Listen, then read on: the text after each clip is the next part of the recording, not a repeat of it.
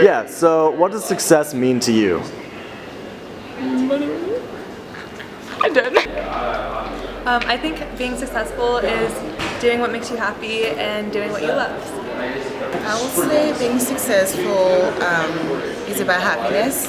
So as far as career is concerned, having a job or a career path that sustains you and that makes you happy. So every day when you go to work, you're happy and it doesn't feel like a job or like a pain. So Success is helping other people in ways that make you feel happy as well. Hey everybody, this is Kyle Lemke. It's been a really long time since I've uploaded a video. Maybe I'll explain that someday. But really, for most of you, this is the first time you've seen my face. And if it's not, I'm sorry that you have to see it again. So, what I'm going to be doing is I'm introducing to you guys a new series of videos. And this series is going to kind of be, I guess you would say, an encouragement, or a word of motivation, a little bit of insight into my point of view as to how this world runs. And the first thing that I'm going to be talking about in this series is success. And I figured that this is a really good thing to start with because it's the thing that every single human wants to do with their life. They want to be successful. They want to find out what it is that is going to make them the most money, that's going to put them in the highest social ranking out there, something that'll put them above their opponents. So why not start with something that we all have in common? Nobody wants to be a failure.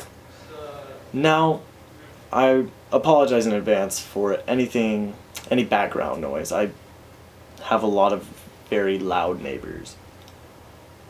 But what I'm going to be talking about today is the different kinds of success and how to tell if you're successful. Now, this is really personal to me for a lot of reasons. And I'll kind of get into that along the way. It'll be part of the example, a few of the examples that I give. So, the two main types of success that I'm going to be talking about are objective success and subjective success. Now, what's the difference? Now, if you know what subjective means, you know that it means it varies from situation to situation. In this case, it's going to vary from person to person. Now, objective is the exact opposite of that. It's set in stone. It's universal.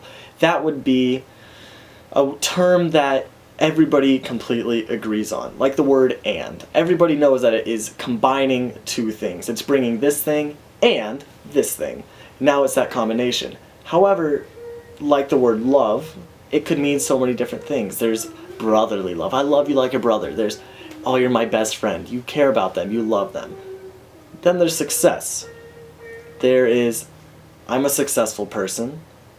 And there's, I have found success in my life. Now, these sound exactly the same, right? You're looking at me like I'm completely crazy. Well, give me a second, and I'll kind of explain that. So, let's start with objective success.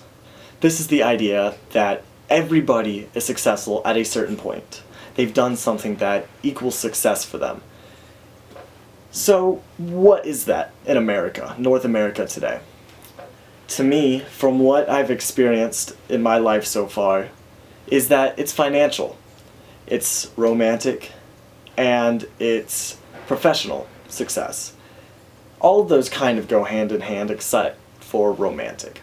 So financial and professional success. Financial success is getting so wealthy that you don't have to worry. You don't have to worry about making ends meet. You have a house, you have a car, you've bought everything that you dreamed of as a child. That's financial success, objectively. Professional success is landing that dream job, that job where you're just rolling in the cash. You're making $200,000, $300,000, $1 million a year. That is objective financial success and professional success. Now, put those to the side and we'll talk about romantic success. This is, again, something that can be an objective form of success. It's the same for everybody. That happy, romantic marriage with the high school sweetheart, that they get married and have 3 kids and go on their way, have the perfect housewife, and the husband is off to work from a 9-to-5 job and gets home and has dinner with the family and they're just living the life. However, while society may view you as being successful, while society may view you as being ahead of the game, you've accomplished what most people want to, you might not feel successful. And this is where subjective success comes in. This is something that is very personal to me, especially right now. Objectively, by society's standards, I am a successful individual. As you can see here, this is TNO Entertainment. This is the company that I started, founded, and continue to run. We're an event, promotion, and hosting company based out of our local town. We've done very well for ourselves so far, and objectively, that is successful. I have found a professional success doing a job that puts me ahead of the game, that puts me in a place of power over other people. Now, subjectively, does that make me successful? Well, in my opinion, I would say no. Now, that's not to say I'm not grateful. I don't feel like I've accomplished anything, because I am. I love what I do, and I'm so happy that I get to do it, and I'm proud of what I've done. But there's so much more to life that I'm not experiencing. And because of that, I consider myself unsuccessful in many areas of my life. Let's start with romantic. Now, nobody wants to talk about their failed past romances, but everybody has them. And if you don't, you're lucky. Don't rush into it. I've had many failed relationships that I thought were the one. I would enter this relationship and I would go all in, and I thought it was the one, just to have it fall apart and hurt everybody involved, hurt my friends, my friendships. My romantic relationship obviously did not exist anymore. I had distanced my experience with my family. It wasn't worth it, and I was unsuccessful in those areas. However, that's not one of the most important things to me. Let's talk about the real form of subjective success. Subjective success is unique from individual to individual. When somebody is happy with what they've done, when they've reached contentment, they're happy, they've accomplished everything they set out to do, they're successful. Happiness is success. Not being rich, not having a big house, and not having a trophy wife. That's objective society's idea of you made it, you did it. But is that what you really want? That's something you have to think about, because it's something I didn't think about until this year. I have always found myself successful professionally, but now, as I realize the things that I have a passion for, the things that I want to do with my life, the ways that I want to express myself, I've been unsuccessful in. I didn't get into the college I wanted to get into. That was for many reasons, and I can't blame anybody besides myself. But because of that, I've lost so many opportunities to do what it is that I really love, and that's screenwriting. I love film. I love producing art with a camera. I'm passionate about it. It makes me feel like I'm accomplishing something, and I can portray so many messages. I can portray a message of love, I can portray a message of hate, I can portray a message of equality or inequality. I can do whatever it is that I see fit with the camera as my medium. But now I find myself in college. Objectively, that's a success. Subjectively, I'm getting a major in something that it'll make me rich, it'll get me a good job, but it isn't something that I'm incredibly passionate about. I'm sacrificing my own happiness. That's not to say I'm not going to be happy where I am, but it's going to mean that I'm leaving something behind. I'm leaving behind this goal, this love, this passion that I have for something that I can't pursue anymore. No matter how hard it seems that I try, it's hard for me to get into one of these things. Does that mean I give up? Of course not, and it means you shouldn't either. If there's something that you're passionate about, no matter how many obstacles that you encounter along the way, you should never give that up. Passion is the most important ingredient in any truly successful person. If you're doing something that you're passionate about, you're performing at your highest operation rating. You cannot do better at something that you hate than you can at something that you love. If you're passionate about painting and you hate math, and you're an accountant, you might be a good accountant, maybe you're making good money, but you just are not giving it your all because you know it's not what you want to do. But you go home and you paint a magnificent picture with all of your heart. It makes your heart beat. It makes you smile. That's where you should be focusing. Now I know it's unrealistic to think that you can follow a lot of these passions of film, of art, of drama, of singing, whatever it is that you love, into a career. However, I will give you the example of one of my favorite actors, and that's Adam Driver. And a lot of you might know him as Kylo Ren. If any of you know me in person, you know that I have a weird obsession with this character. But Kylo Ren, played by Adam Driver. So Adam Driver has a story of success like you'll never hear. He lived on the streets. He went to school for his career of acting that he wanted. He wanted it more than anything, and he knew it's what he wanted.